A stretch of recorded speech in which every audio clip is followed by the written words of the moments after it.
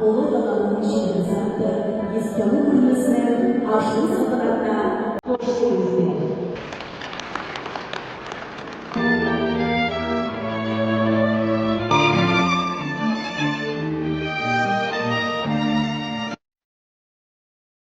Атақты суретшілердің бірі осы кісінің туысқандары, құрметті туысқандар келіп отыр екен. Осындай көрме ұйымдастырылып жатқанына қуанамыз.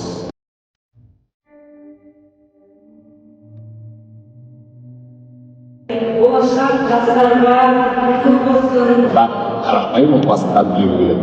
7 айлық ішіндегі ең кенжесі.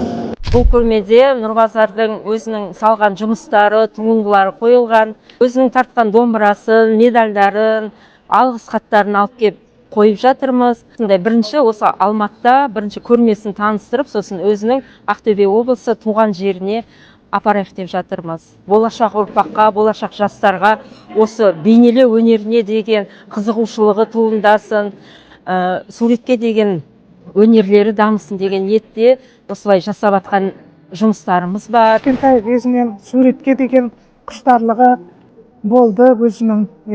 Соның арқасында осындай дәрежеге жетіп, үлкен атақтарға ие болып, бауырымның осы көрмесіне риза болып жатырмын. Ақтөбеден келіп тұрмыз. Рахмет бәріңізге де. Өнер жолын бірге бастағанбыз кезінде. Осы музейге қазір енді өзі кетіп қалғанмен сіздерге көп рахмет айтқым келіп отыр. Осындай атсалысып, көрмесін жасап беріп жатқандарыңызға.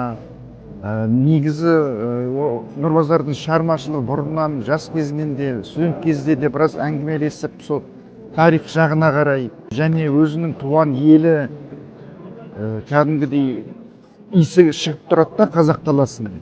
Сүйіспеншілікпен салынған жұмыстар ғой. Мына кейбір сериялары бар. Бір-екі жерде көрмеге ғана, бір-екі жерде қойды. Мен бір рет қайда осы Кельн қаласында Германияға барған кезімде бір үйге қонаққа шақырдым.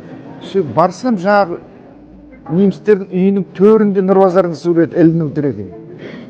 Мен бірден оттай басып көзім іске.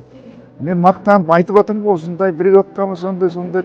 Сөйтсем олар осы Алматыға келгенде Нұрбазардан сатып алған ба, бір жерден сатып алыпты.